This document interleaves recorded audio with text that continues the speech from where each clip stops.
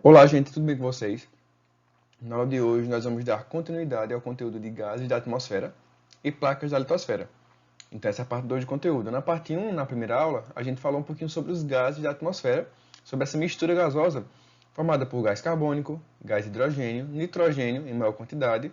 A gente viu as suas aplicações e o mau uso, que no caso seria a poluição ambiental ocasionada pela disseminação irregular excessiva de alguns gases, como é o caso do monóxido de carbono, do dióxido de carbono, que é o gás carbônico em grande quantidade, e outros gases. Nessa aula a gente vai falar um pouco mais sobre as placas da litosfera, ou melhor, um pouco mais, a gente vai falar agora sobre as placas da litosfera. A gente não falou sobre elas na aula passada, mas vai falar agora nessa aula, certo? Então essa aula vai ter um pouquinho de informações escritas, já para vocês pegarem algumas informações e anotarem, que são informações que eu acho que são bem mais novas para vocês, se comparado com a aula anterior, certo? Então, no século XX, os cientistas reuniram evidências suficientes de que a superfície do nosso planeta não é estática, ou seja, não é parada.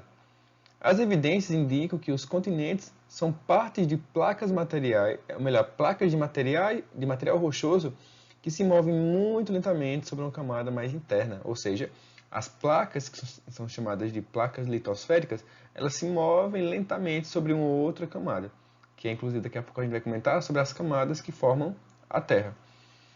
As perfurações mais profundas já feitas chegaram a pouco mais de 12 quilômetros de profundidade, mas o centro da Terra ele tem cerca de 6.370 quilômetros de profundidade. Então, como então, no caso, os cientistas descobriram a, a constituição do interior da Terra? Então, vejam só. Como é que os cientistas sabem que existem as placas tectônicas, ou melhor, as placas litosféricas, outra camada por baixo, e sabendo que tem um núcleo também no centro da Terra? Essas informações, como é que os cientistas conseguiram descobrir se só foi possível até hoje cavar um buraco na superfície da Terra com 12 quilômetros de profundidade? Então, existem coisas novas que os cientistas, que as pessoas de modo geral, começam a descobrir com equipamentos mais sofisticados. Por exemplo, o pré-sal, ele foi descoberto há pouco tempo. O pré-sal foi descoberto a uma profundidade, está aqui, onde dá para vocês verem, um pouco mais de 5.000 metros a 5 quilômetros abaixo da profundidade, ou melhor, abaixo da superfície do mar. Então, vejam que são distâncias pequenas comparado com o interior da Terra, que é de 6.370 quilômetros, considerando, levando em consideração questões como o raio da Terra e tudo mais.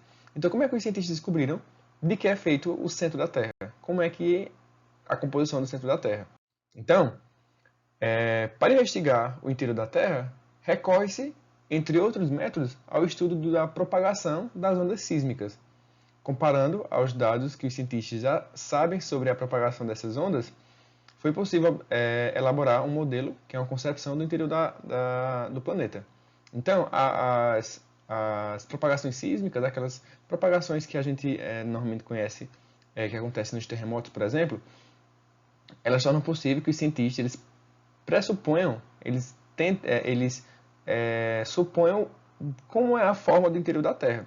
Então, nisso eles apresentaram uma concepção no qual o interior da Terra, já que nunca foi possível chegar até uma parte tão profunda, que a Terra ela apresenta três camadas, que é, primeiro a gente tem a crosta, que é a parte de fora, a gente tem um manto, a gente tem o núcleo externo e o núcleo interno, que são formados por alguns materiais em específico, que eu não vou citar agora para vocês, mas no livro de vocês, para ela não ficar tão grande, certo? Então, quando a gente fala sobre essas placas litosféricas, um dos primeiros slides que eu passei agora para vocês, falava que essas placas elas não eram estáticas, que as placas elas se moviam, mesmo que de forma lenta. Então, quais são as provas que os cientistas têm sobre isso? Existem inúmeras evidências que comprovam que essa superfície da Terra ela se move de forma lenta, formando o que a gente tem hoje pelos continentes que a gente conhece. Então vejam só, eu trouxe aqui um texto, esse é uma continuação no próximo slide, que vocês vão gostar bastante. É bem interessante, também está no livro de vocês. Diz o seguinte: Antártida, um enigma. Então vejam só, Em 1908, uma expedição britânica à Antártida fez uma impressionante descoberta. Havia carvão mineral naquele continente. Carvão mineral. Vocês sabem o que é carvão mineral? Daqui a pouco a gente vai explicar aqui no texto também, mas carvão mineral é quando você pega uma planta e essa planta, ela por condições de pressão e temperatura específicas, elas começam e muito tempo, claro, tem esse detalhe, as plantas começam a se modificar e se transformam em carvão mineral. Então, o local onde tem carvão mineral é um local que, em algum tempo, existiu algum tipo de planta que fez com que essa planta se transformasse nesse carvão. É como se ela se solidificasse, transformando nesse carvão. Então, essa é uma indicação de que, num passado geológico, lá existiam plantas que, após soterradas, passaram durante milhões de anos por transformações que resultaram no carvão mineral. Algum tempo depois, outra expedição foi enviada para estudar melhor as reservas minerais daquele continente. Durante as escavações, geólogos e paleontólogos encontraram fósseis de animais e de plantas. Então vejam, uma observação, na Antártida é tão frio que é quase um ambiente inóspito. É quase que impossível existir vida de animais e plantas porque é um ambiente muito frio, muito extremo. Continuando, durante as escavações, geólogos e paleontólogos encontraram fósseis de animais e plantas. Até aí, nada de tão impressionante, pois já havia evidências de que em alguma época passada, a temperatura ao redor de todo o planeta foi um pouco maior, possibilitando a existência de diversas formas de vida na Antártida. Então, o que não foi impressionante para os cientistas é que lá realmente poderia ter tido vida em um outro momento, já que, levando em consideração a nossa Terra primitiva, foi evoluindo, a temperatura do nosso planeta era mais alta, ela foi diminuindo, então é meio que óbvio que em algum momento lá na Antártida era um ambiente, era um continente que existia, que apresentavam condições ideais para que animais e plantas se desenvolvessem tranquilamente. Até que chegou um determinado momento que lá ficou tão frio que essa vida acabou sendo extinta nessa região. Mas até aí, tudo bem. Só que existiam outras coisas que acabaram impressionando os cientistas. O que foi? Vejam só. O que causou surpresa é que foram encontrados fósseis de animais e de plantas que também vieram em épocas geológicas passadas. Ou melhor, voltando aqui. O que causou surpresa é que foram encontrados fósseis de animais e de plantas que também viveram em épocas geológicas passadas na América do Sul, na África, na Índia e na Austrália. Só lembrando que esses continentes são divididos, são separados pelo mar. Então não tem como, por exemplo, você imaginar que um animal terrestre igual poderia estar em dois continentes diferentes, a não ser que em algum momento eles conseguissem se locomover de um lado para o outro.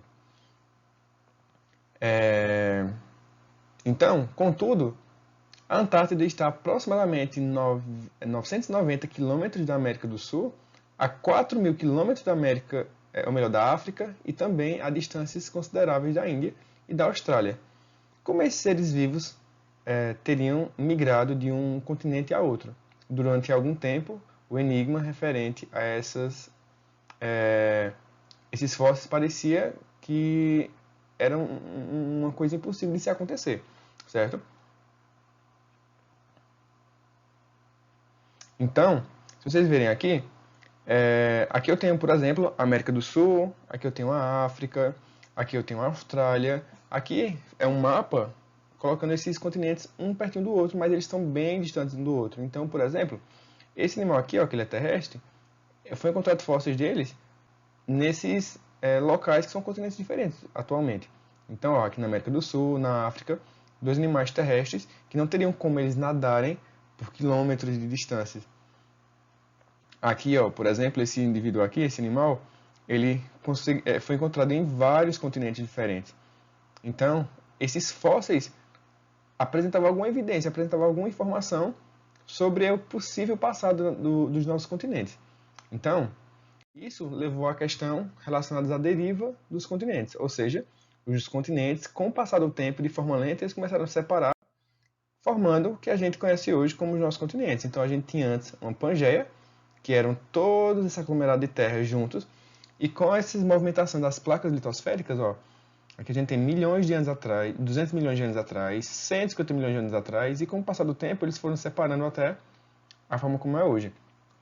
E atualmente não está estática, certo? Existem outras evidências de que outros continentes, outros oceanos estão sendo formados aos poucos em alguns continentes. Algumas regiões de alguns continentes basicamente se abrindo para formar outros continentes. Então isso é uma coisa que vem acontecendo há muito tempo e ainda vai continuar acontecendo. Então esses nossos continentes eles tendem também a continuar separando ainda mais, certo? Então, a teoria das tectônicas das placas.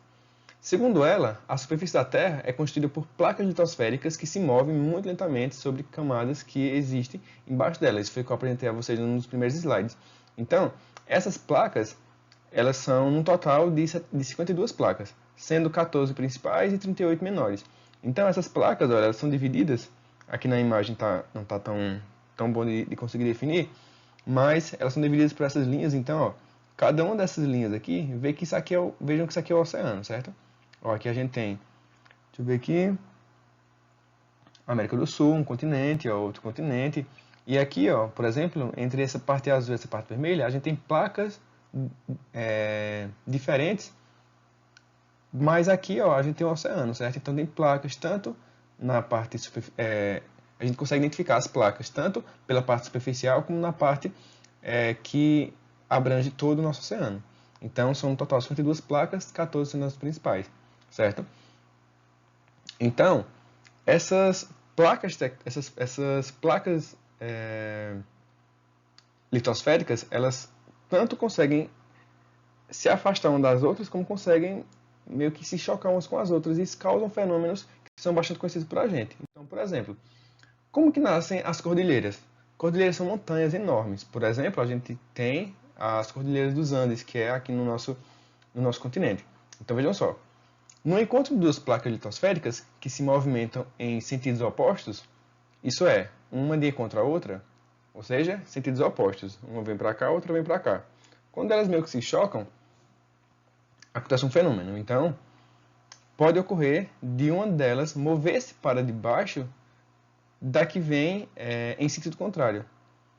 É esse o acontecimento que origina as mais altas cadeias montanhosas, como as Cordilheiras do Himalaia e a Cordilheira dos Andes, que é essa cordilheira que está representada aí na imagem aqui no slide, certo? Então vejam que aqui são montanhas normais e aqui a gente tem uma cordilheira enorme, que são montanhas que acontecem basicamente dessa forma. Então a gente tem dois continentes, ou melhor, duas placas. Então ó, tem uma placa aqui, aí uma é como se ela viesse por baixo e a outra ela acaba subindo e formando aí montanhas extremamente altas, que são o que a gente chama de cordilheira, certo? Então, para vocês entenderem melhor como é que funciona, eu peguei a imagem da outra, de dois slides anteriores, que eu expliquei a vocês das placas litosféricas, e vejam só, a Cordilheira dos Andes, ela está nesse ponto aqui, ó. Veja que é encontro de duas placas, a placa de Nazca e a placa sul-africana. Então, essas placas, quando elas se encontram, uma vai como se fosse para debaixo da outra, e a que está em cima, ela começa como se fosse subindo mesmo. Então, isso faz com que apresentem aí essas montanhas com alturas imensuráveis, chamadas de cordilheiras, certo? Então, gente, a aula de hoje foi isso. Espero que vocês tenham gostado. Espero que tenham aprendido algumas informações que são novas para vocês. E próxima aula a gente já está entrando com conteúdo novo, certo? Então, tchau e até a próxima aula.